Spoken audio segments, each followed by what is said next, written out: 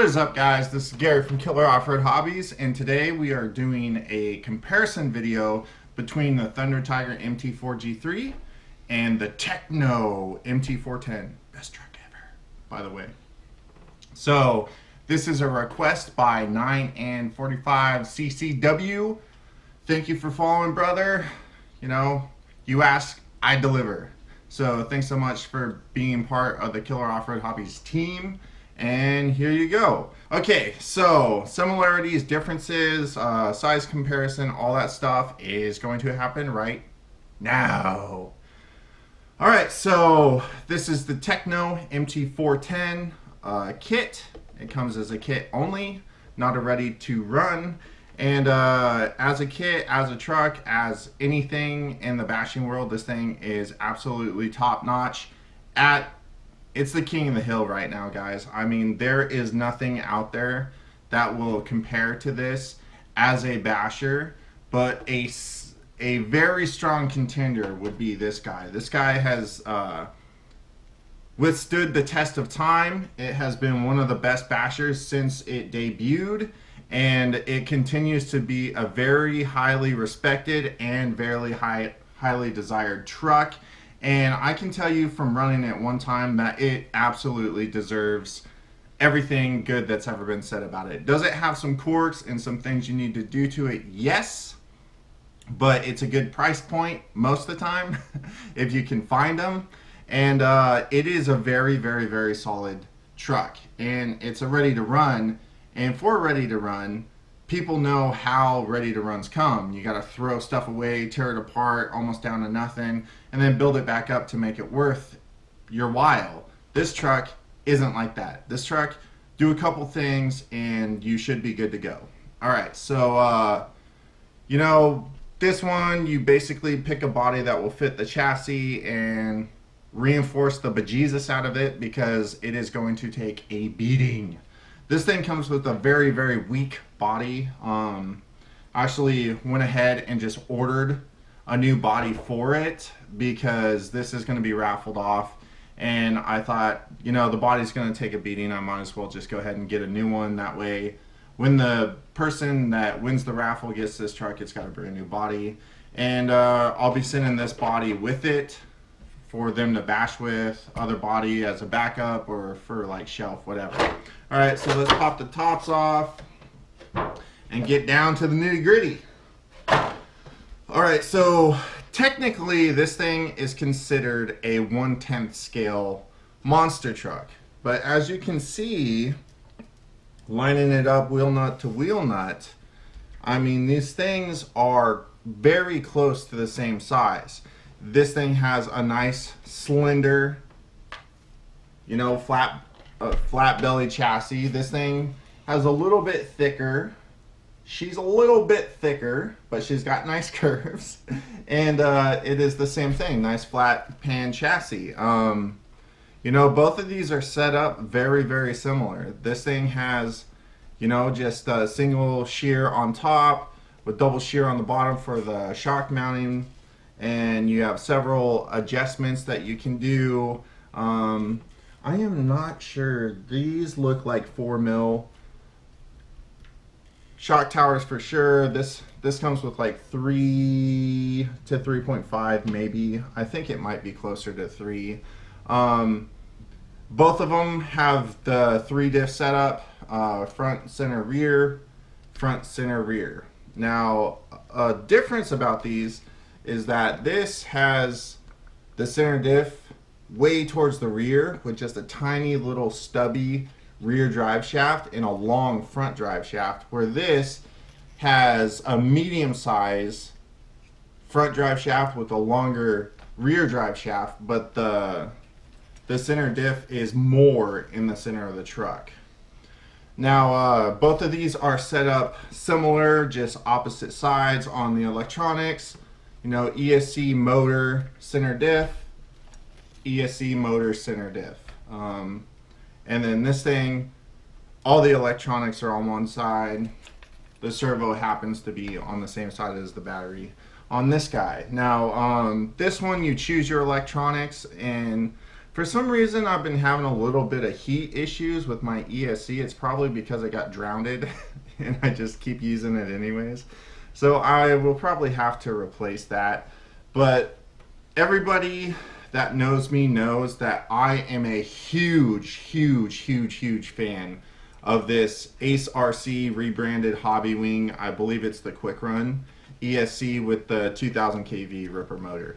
Actually, if I had this setup just sitting around, I would probably just replace this setup in the MT410 with that setup.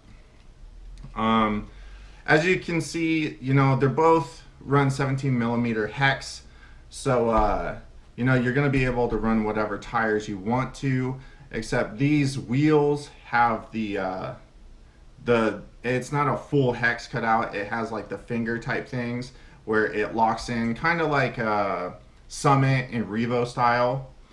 But you can run any 17mm hex wheels on this, but you cannot run, like I couldn't take these tires off and run them on here because of how the wheel is designed. Now, getting a little bit deeper, the the MT410 A-arms are about twice as thick, easily twice as thick, maybe even 2.5 times as thick. It's just built, people. That's not to say that these will give out, because I've had a good experience. I had to take a couple really hard shots my first run out, and everything held up. I had no issues at all, except for one time the truck just kind of shut off. I'm not sure what that was about. Maybe a loose connection or something, but it hasn't done it before that or since, so I don't think it's a big deal. Now coming to drive shafts. Now the drive shafts on the MT4G3 look to be about 5 to 6 mil. They kind of taper down. It looks like about 6mm on the outside and tapers down to about 5 on the inside, but it does have CVDs all the way around. Now the MT410 has about what looks to be about 3.5mm drive shafts, and they are CVD all the way around as well. Now you do have a pillow ball suspension in the front, typical H-arm in the rear with the camber link, adjustable, and your toe in and toe out on this is adjustable, and your camber is adjustable on the front as well with those pillow balls. Now on the MT410, it's almost the same, except it's not a pillow ball suspension in the front. You have the camber links top, and you have your H-arms on the bottom. That's front and rear, so everything's adjustable on this as well. Your toe in, toe out, camber in, camber out on the front, and then camber in, camber out on the rear. Now, I'm not 100% sure on the durability of this truck. I've only ran it one time on 4S, but like I said, it did take a couple hard hits. I do like the fact that this thing comes with a wheelie bar, and you know, it seems to be a very solid truck, and it has a ton of power. This thing is just insanely durable, people, just insanely durable. Through all the stuff I've done to this truck, I have not broken one single part. Like I said, one time one of the steering rods popped off. We were able just to pop it right back on, and you know, that's nothing. And then the pinion gear came loose on the motor, scooted in, and just kind of chewed up the very edge of the plastic center diff spur. And I just you know, recentered the pinion gear, and that's been it. I did bend the rear shock tower, but I was able to bend it back. It wasn't very easy. That tells you how good it is.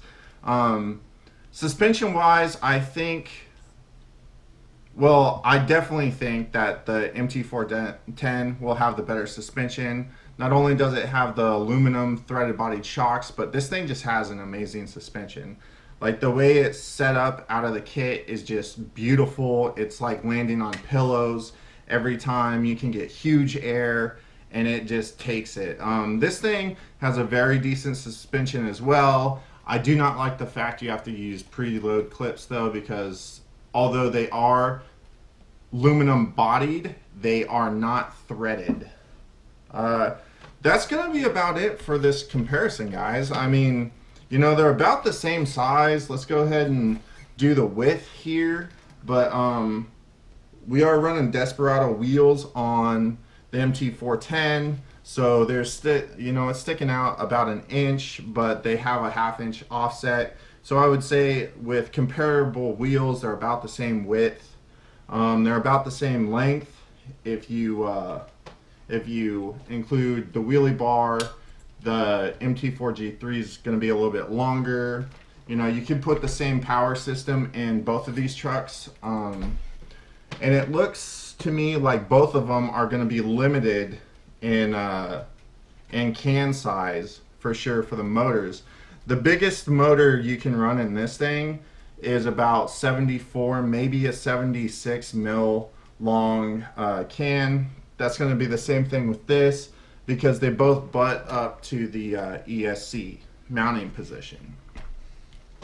Well, I hope that was this video has been informative. I hope this covers everything you guys were wondering about both of these trucks. As it sits right now, guys, I would highly recommend either one of these trucks. This thing has, the kit is about $450. You know, you're gonna have to, if you don't have your own electronics, you're gonna have to buy them. So this can get pretty expensive, and you have to get a body and tires, but it is worth every single penny you're gonna put into this thing, because you are gonna have an insanely hard time trying to break or find anything to be able to compete with this. And the MT4G3 is just a great buy. I mean, it's one of those trucks that I think any basher should at least drive. And I do want to pick up one of these for myself. I did go ahead and buy a battery powered weed eater, so I'm gonna go out to the bash area, knock all that stuff down so we can have some more fun out there. You know, we're just gonna keep this thing rolling. So go ahead and give this video the thumbs up if you liked it, thumbs down if you didn't. Please stay tuned to Killer Off-Road Hobbies. And if you're new to this channel, please subscribe, click that bell to be notified to all my newest uploads. And as always, I'm Gary saying get out there, get in RC, go have some fun, and we'll see you right here on the next video from Killer Off-Road Hobbies. You guys take it easy. Peace.